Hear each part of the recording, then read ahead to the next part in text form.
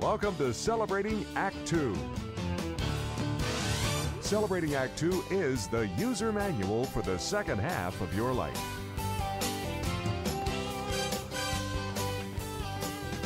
Good to see you all again. Thanks for joining us. We are with John Mariani, Celebrating Act Two's resident food and travel writer. And welcome, John. Hi, Art. Good to be back. Good morning, gentlemen. I have a question for Mr. Mariani. I read that you recently donated a collection of menus to some organization. Can you tell us a little bit more about that? Well, I've been a food and travel writer for close to 50 years. And I collect menus mainly because I need them to refer to when I'm writing about the restaurant, but also because, at least in the past, they used to be extremely beautiful, very expensive too, and works of art that really expressed a certain time, expressed what that restaurant was about, and what the restaurateur was intending. So it was quite a collection of probably, I would say, 600 to 700 menus, including from barbecues, a paper menu, or from a Needix or something like that, or Howard Johnson's placemat. So I decided they're piling up here, and I ain't getting any younger, and I'd like them to go to a good home. So I contacted Boston University's BU up in Boston, which has a gastronomic studies program. And I said, would you be interested in having these? And they said, hell yeah. Which immediately, I gave them about half the collection so far, and immediately made their collection one of the biggest in the United States at this point. And I have a few more. I'm annotating them, so I'm saying this was April 1978, Los Angeles, or June 1963, or something like that. So they're in a very good home. They have now been filed so that any student anywhere, specifically BU, can go there and go through decades, year by year, and see what people were eating, and seeing the grandeur and the fun and the folly of food as it moved ahead. There's really no other way, because there's not much video from restaurants from the 1970s and 1980s or even the 90s.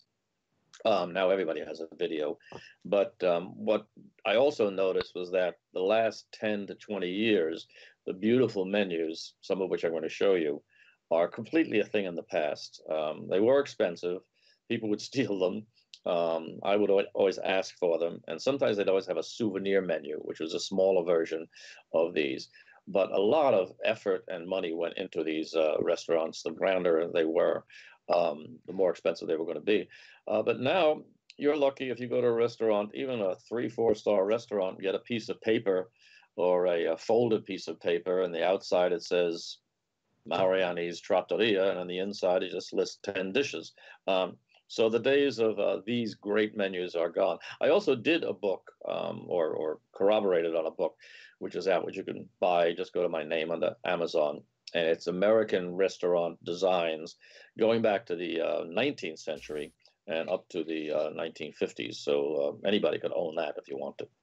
Well, John, really a good job. I'm very impressed that you were able to donate your collection, but it is a little sad for me personally because it means that my collection of Holiday Inn towels will probably not go to any museum. Just doesn't meet that same standard, I'm sorry to say. I take the towels after they got so big and soft in these deluxe hotels like the Four Seasons. I couldn't get them into the suitcase anymore, so I just had to leave them behind. I guess my mini shampoos and soaps don't work either. Watch that mini bar. You open that mini bar and touch something, it is sensitive. If you take out that bottle of Yoo-Hoo out of there, or just Scotch whiskey, they know. But there is a way around that, by the way. Yeah. I'll tell you. You know how to get around that? Okay.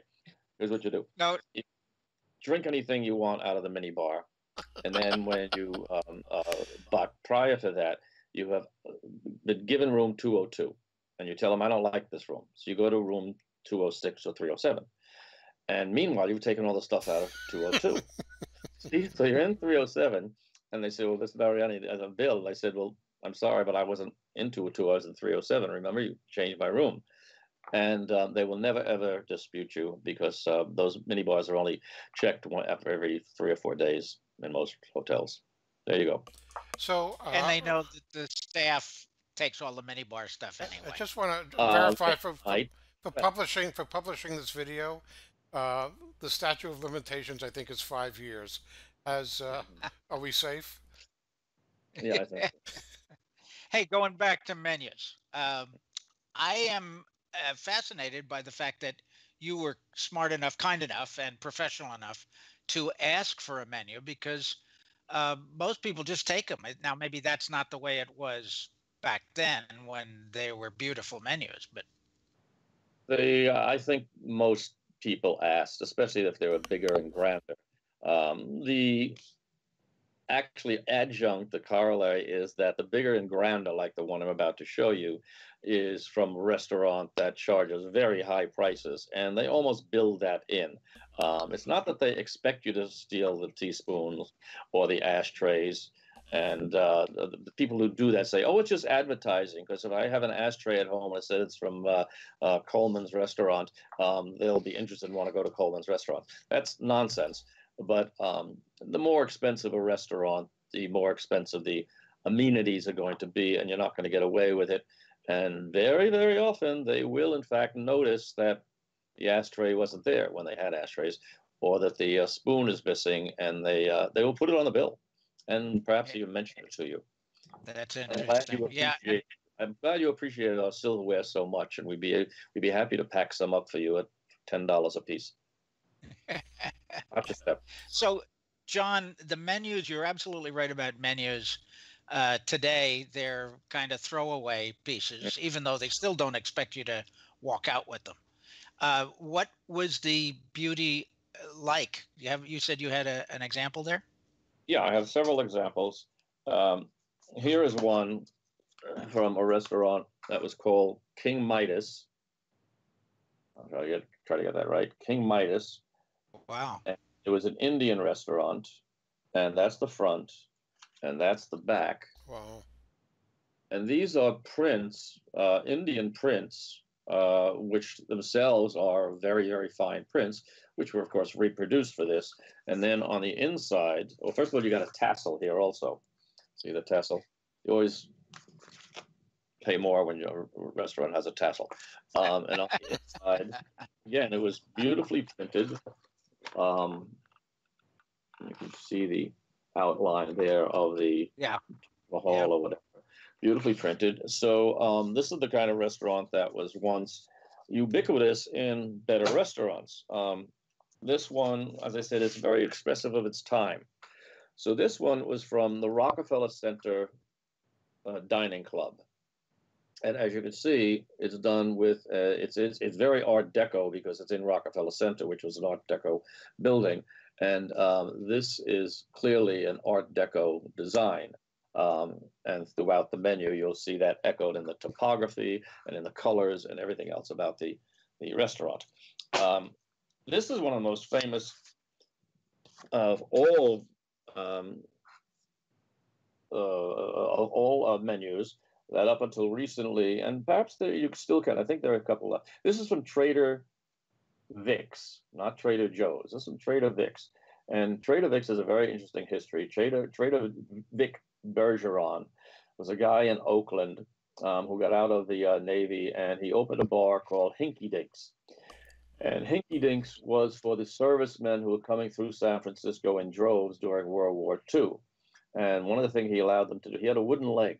He said he lost to Moby Dick or something, but it wasn't true.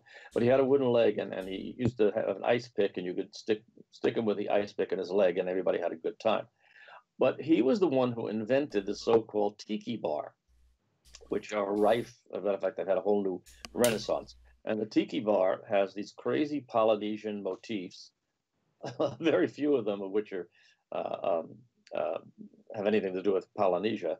And he took stuff from all the various islands, the Fiji Islands, and so forth. And he made this famous menu, which is very racy. If you comes in even more, you can see these ladies down here. Where are they? There they are. See, they are dressed the way we think what Wahinis and Gauguin paintings would be. And it was a very much an adult restaurant, but it was very good food. They invented the Mai Tai. Oh, by the way, it went from Hinky Dinks in Oakland, California, to become Trader Vic's in San Francisco. And then he franchised it, and he invented all these cocktails, and you would find the same cocktails, the same mugs, which are made of ceramic mugs, which had like made out of skeletons. It was called the Davy Jones's Locker Cocktail and so forth, and the Mai Tai. And at one point, I think there were probably 20 or 30 or more Trader Vic's all over the world. Now I think there's one or two left, but this original in San Francisco is not. But this is, I still think this is the menu that is used in the remaining ones, and very much a part of restaurant history. Now, I could be wrong about this, John, but wasn't Trader Vic's famous because they were one of the first restaurants to actually sell the mugs and Oh yeah, the flowery things that go into the absolutely. The mugs? little And umbrellas he they, I invented mean, all they that. He was a yeah, great they were marketer. a merchandising Absolutely. powerhouse. He Yeah, started, he started that whole thing. And so rather than steal it, the stuff from your table, we have a little gift shop right here, yeah. followed by as grand a one in New York at Tavern on the Green, which still has a gift shop because these are souvenir places. These are places. Oh, I went to Trader Vic's. Oh, I went to Tavern on the Green. Sure. You like have some memento. And the trader was smart enough to realize that and opened up his own gift shop there.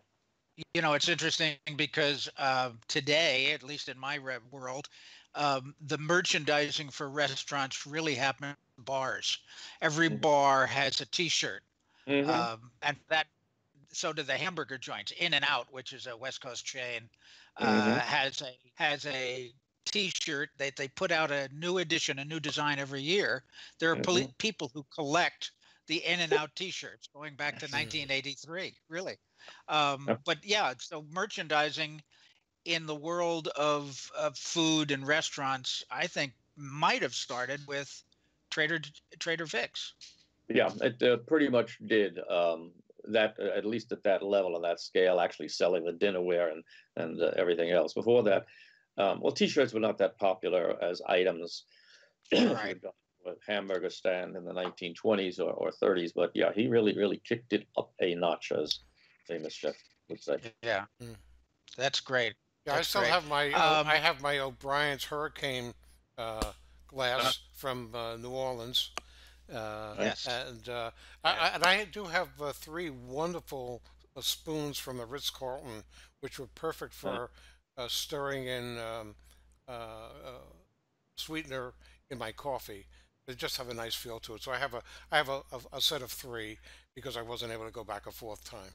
But well, the Ritz was famous for that. In every single Ritz Carlton around the world, they had this cobalt blue glassware, water glasses, and those were also something you could purchase in any of the Ritz Carltons around the world. uh, There is, as a matter of fact, say an organization in Italy of like 50, 60, 100 restaurants that they have a very cheap ceramic plate with the dish of the not the dish of the day, but the dish they're most known for. Let's say it's fettuccine alfredo from Alfredo's restaurant. So you can buy or have if you order the dish itself, you can buy or have that dish, and people collect them.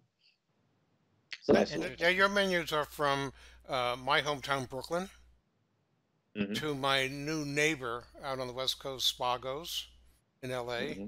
Hmm. Where's the menu from, let's say, the most far-flung location that you have?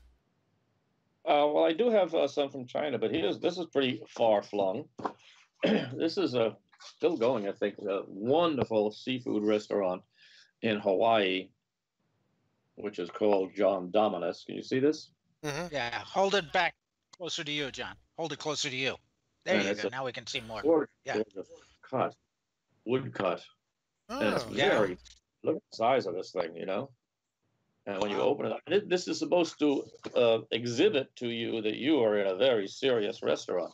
And inside, they have all of the fish pictured. And this took a lot of work. Kowalo Basin in Honolulu. But Wow. likely to find these much anymore. But first of all, big menus have gone the way of the dodo bird in that respect. Some are whimsical.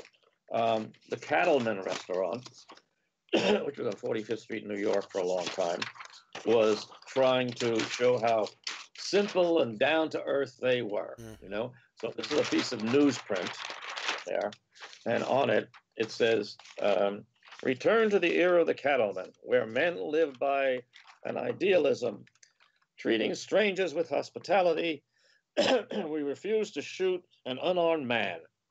You know, and so you knew what you were getting in for here, and here too, appetizers, soups. This is something that they would certainly encourage you to take home with you. Yeah. It also looks like it's the era before limited menus. Yes, yes, this is a very, very big menu. This is the precursor of the California Pizza Kitchen, which is outrageous. The French, of course, have the most class and style. And here's one from a New York restaurant, which was called La Caravelle, which goes back to the 1960s. Sure. We're blurring on that. But this is a very, bring very... it back to you and tilt it down towards the floor a little bit. There you go. Now we can see it without the glare. Quite and so this much. Caravelle was on West 55th Street and had a good 25-year, 30-year run before the landlord booted them out, because he was boosting the rent by 400%. But this is a scene from Paris by a man named Paget, and this is the mural that they had in the restaurant. You know where they put the murals, by the way? On the walls. Can you believe that? That's what they were. The murals. And La Caravelle was a great, great restaurant, and its menu shows what kind of Parisian, very French cuisine restaurant we are. John. Oh, John. Sorry, Yeah, go ahead, Art. do you have? Do you know if in Boston, if they have a website that people can go to, or a link they can go to, so people can actually see these menus online? They certainly will, because the collection is not yet complete. I haven't given them all to them, and I'm sure they will, and I'll be happy to let everybody know when that occurs. Although I don't think it's going to be, excuse me, tomorrow. Okay. But they will. You mentioned, John, you mentioned La Caravelle ran for 30 years. How long does a good restaurant last? Just the life of the owner? Well, it's a good question. Like any other small business, coronavirus aside, restaurants go out of business all the time. 2008, 9/11, the Depression, World War II, and so forth. But they're not. They're exactly like any other small business, a dry cleaner, a nail salon. The average expectation for a restaurant that is undercapitalized by mom and pop is almost always 2 years or less. I mean, it's very, very tough to stay in. So that if you get through your first 4 years, you're probably doing very, very well.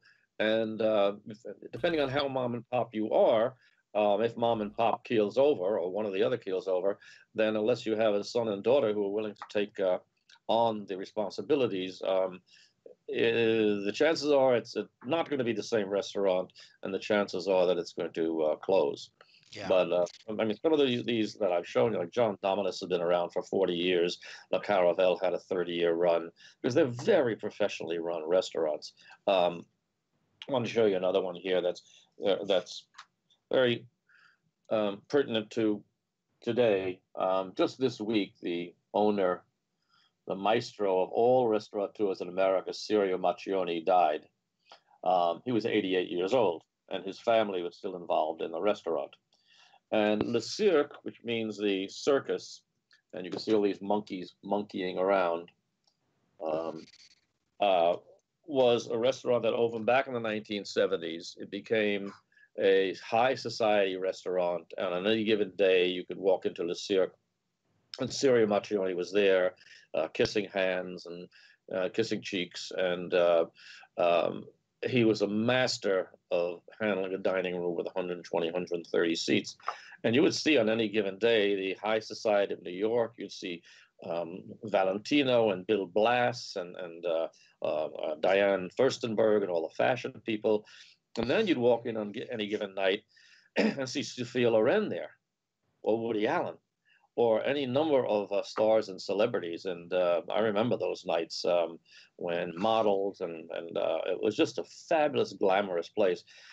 And went through 3 iterations under Siri Macchione and his family. It was first at 65th Street, then it was the Palace Hotel, and it was the Bloomberg Building, and finally closed about 2 years ago, although they have a branch still in out in Las Vegas and one in Abu Dhabi, I believe. But Sirio just died this week, and you cannot imagine the outpouring of emotions and testimonies to this man who was considered a great teacher, an ultimate professional, and the epitome of what an owner, maitre d' should be. He had great wit, great dry wit, very self-effacing, and I know him very well. And he said to me once, he says, don't complain because nobody really cares. And he's right. You got your problems. Behind every detail in a restaurant, there's another 1,000 other details that he had to deal with, and everybody does. So don't complain, because, the butter didn't come in. Your guest doesn't care about that. You have to make do somehow and get through it. And he was a master at that. Love your menu collection, John. Just love it. Thank you. My pleasure. Thank you. Now, listen, before we go, we need to know your website so people can join your newsletter if they want. Yes, it's very simple. Just go to John Mariani as one word, johnmariani.com, and you can sign up yourself and your 10,000 closest friends free of charge. Wow, that inexpensive for fine dining. Very good, and we'll get back to you and to our audience when we have that link to where the menus might be seen. Fascinating. How many times have we passed by anything and just not picked up a menu, and you had the good sense to do it, and have made an historical record that might otherwise have been lost? Unquestionably. Well, thank you again, John, for a wonderful episode and sharing your knowledge, and we look forward to seeing you again soon. So to everybody at Celebrating Act Two, thank you for joining us, and we look forward to seeing you next time.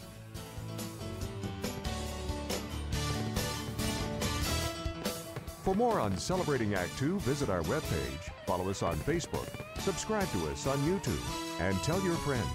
Celebrating Act Two is the user manual for the second half of your life.